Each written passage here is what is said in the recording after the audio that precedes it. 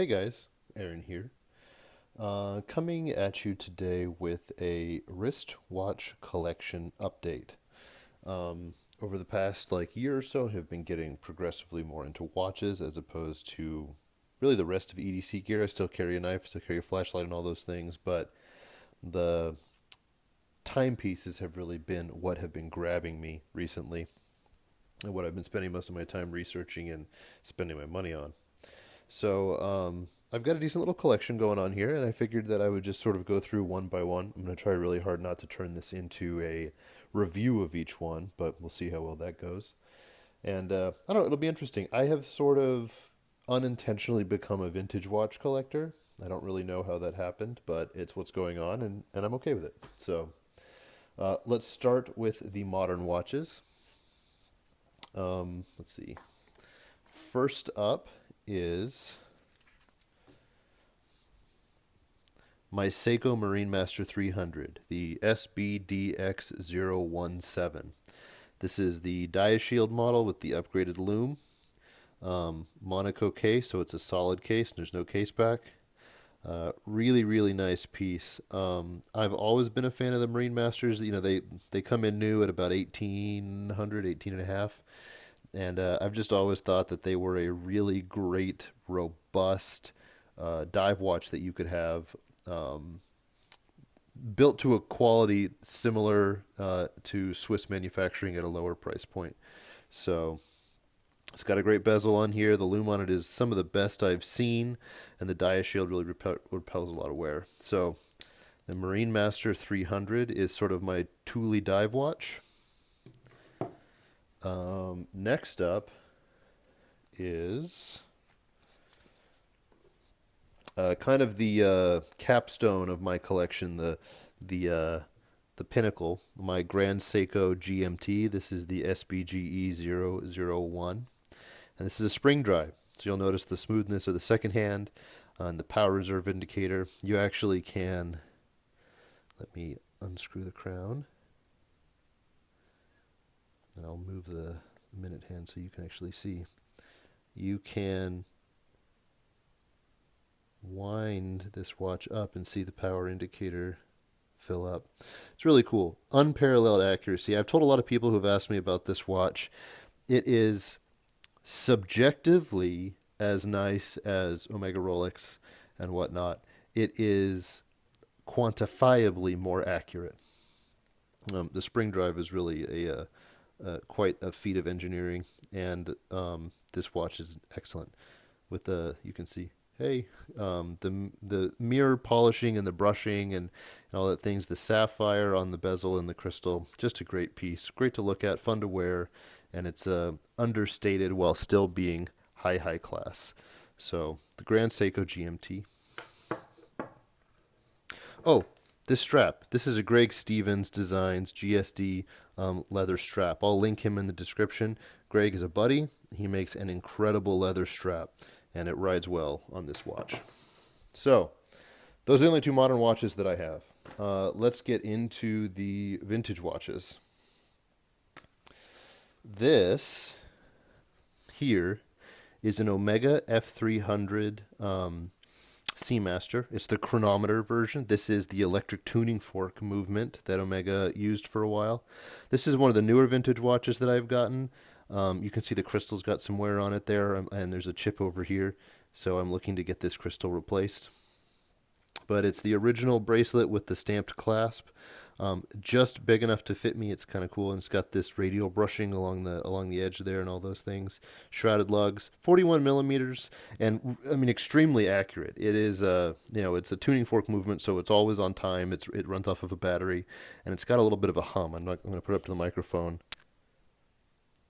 I don't know if you'll be able to hear that or not, but it just hums right along. This is a really cool watch. I've had it, I bought it, I wore it, I put it back up for sale. It didn't really sell, and I'm pretty happy with that.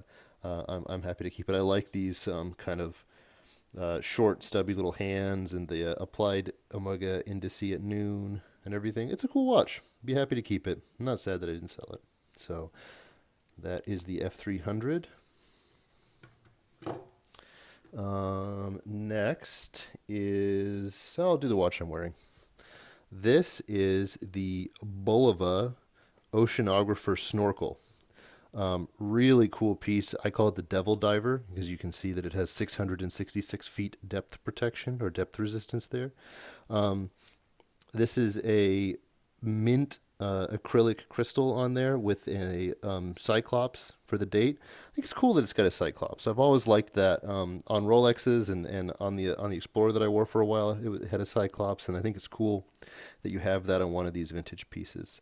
It has these really cool kind of like post-hour indices, if you can see that in there. This is a neat watch. I really enjoy this watch. You know, you don't really see anything like that being made today. It's got Bulova is applied in there, and there's a nice little bezel around the date window. Cool white hands that really pop off of um, the black dial, and you've got this really nice bakelite timing bezel. Runs great. It's an automatic, and it's just been humming right along. It's a really nice watch. The Devil Diver, the Oceanographer Snorkel is what it really is, but a lot of people call it the Devil Diver due to that depth rating. And that's what I'm wearing today. I really like this one. 41 millimeters once again. I'm finding that like 40 millimeters is really my sweet spot. I can go bigger, obviously, with this, or in this, or I can go smaller here. So, you know, it's really nice. I like the lollipop secondhand there. Good piece. If you can find these, you can usually pick them up for around 500 bucks. Highly recommend one of these Bulovas. So, let's see. Next, let's do this guy. This is interesting. I found this on Etsy from a seller by the name of, I think, Watch You Need, which is interesting. He had it priced very reasonably, and I have always liked these watches. Let me wind it up a little bit so that it's running.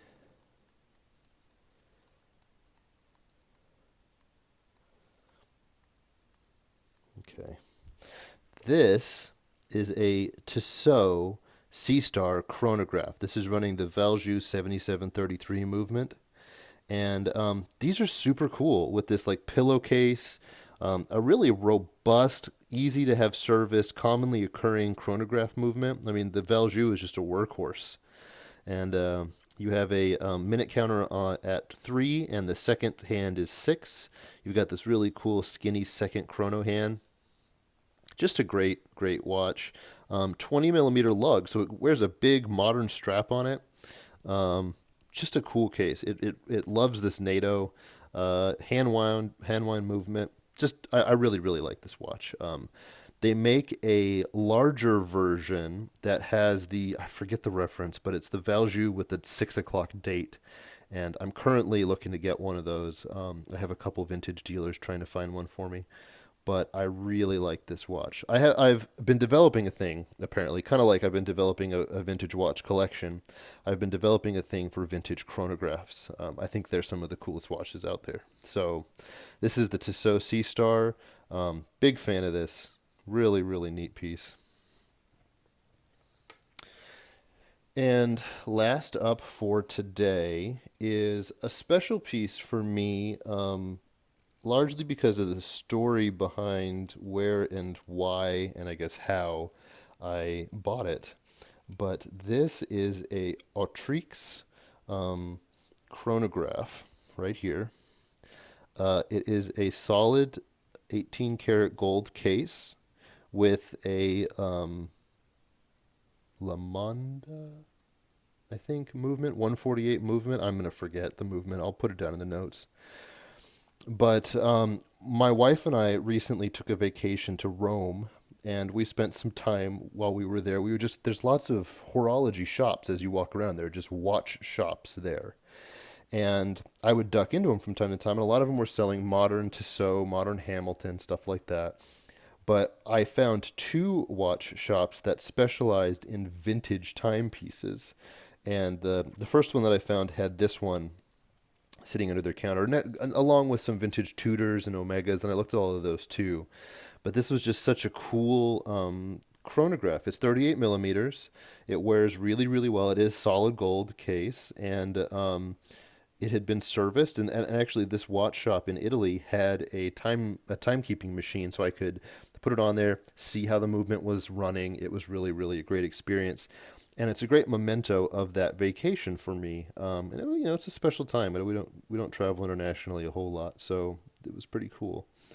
Um, it does have a plain solid gold case back, and I'm entertaining the idea of having this engraved with. My wife's name starts with a C, so A and C Rome 2017 or something like that. All in all, just kind of neat. So, and you can see like that bezel just has a really cool or not bezel, the dial just has this really cool texture, the applied gold indices and the beautiful patina on those hands. You do have a 30-minute counter and a running second hand there. And I mean this movement, it's from the 50s and it is just trucking right along. Um, the shop that I found, they were watchmakers, so I believe they had gone through and they had serviced this, and they did offer a 1 year warranty. I'd have to ship it back to Italy, um, but they did offer a 1 year warranty on the piece, and got a signed certificate. And I like watch the minute counter. Boom, so cool. I love vintage chronographs.